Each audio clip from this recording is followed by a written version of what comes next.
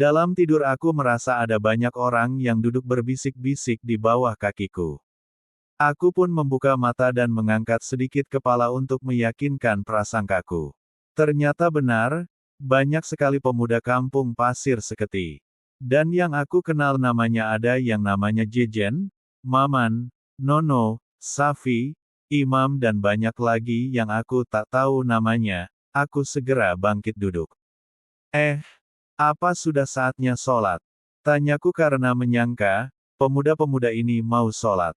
Belum, jawab mereka serempak. Loh, lalu kenapa kalian duduk di sini? Tanyaku heran, sambil membetulkan rambut panjangku yang ikatannya kendor, sehingga yang rambut pendek lepas. Agak membuatku risih, kulihat Mujahidi tidur mendengkur di sebelah kananku, sekali waktu mulutnya berkeriutan, mungkin makan emping atau daging yang agak liat. Kulihat semua pemuda saling memberi isyarat untuk mewakili bicara. Akhirnya yang bicara pemuda bernama Jejen. Jadi, pemuda itu riku, sehingga dia susah mengeluarkan kata-kata. Jejen, pemuda ini kutaksir umurnya 22 tahun, tubuhnya kecil, tapi berotot karena biasa kerja di kebun. Wajahnya juga kecil tapi kelihatan tua.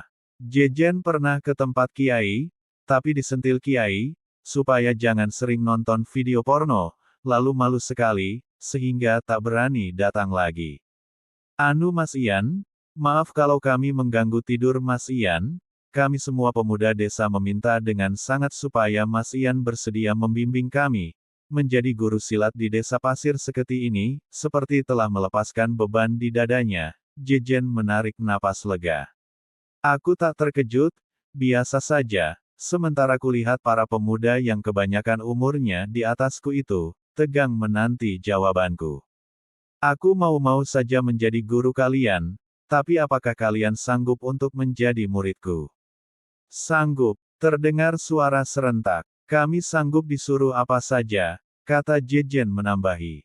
Karena waktu itu sudah masuk waktu sholat maka aku mengajak mereka semua sholat berjamaah.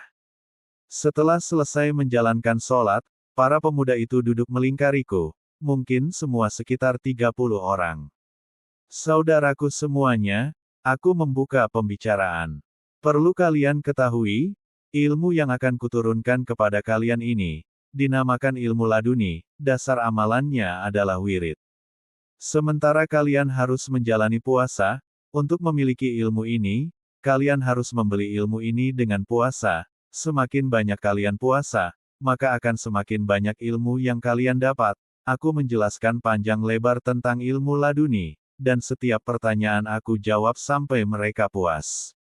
Setelah memberikan wirid yang harus jadi amalan, aku segera pamit meninggalkan pemuda-pemuda desa itu, karena Pak Lurah telah datang memanggil untuk mengajakku makan.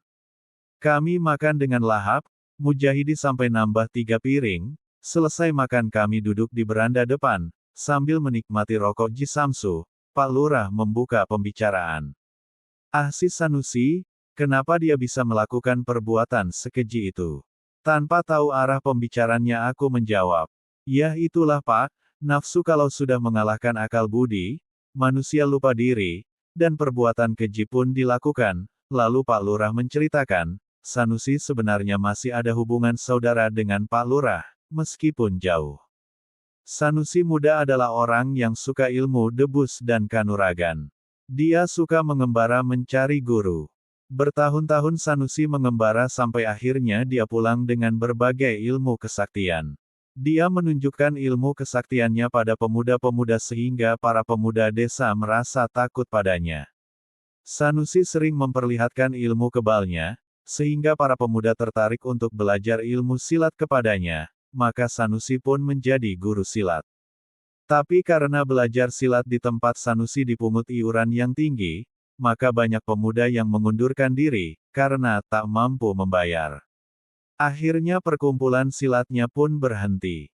Ketika terjadi pemilihan lurah, Sanusi pun mencalonkan diri, dan lawannya adalah Pak Lurah yang sekarang, tapi ternyata Sanusi yang kalah dan Pak Lurah pun menduduki jabatan lurah.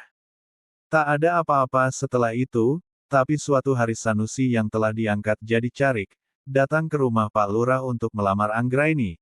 Tentu saja ditolak walau secara halus, karena Sanusi umurnya lebih tua daripada Pak Lurah, yang pantasnya menjadi ayah Anggraini. Juga Sanusi adalah seorang duda, cerai dengan istrinya, sering cekcok dan kalau sudah cekcok istrinya sering dipukul.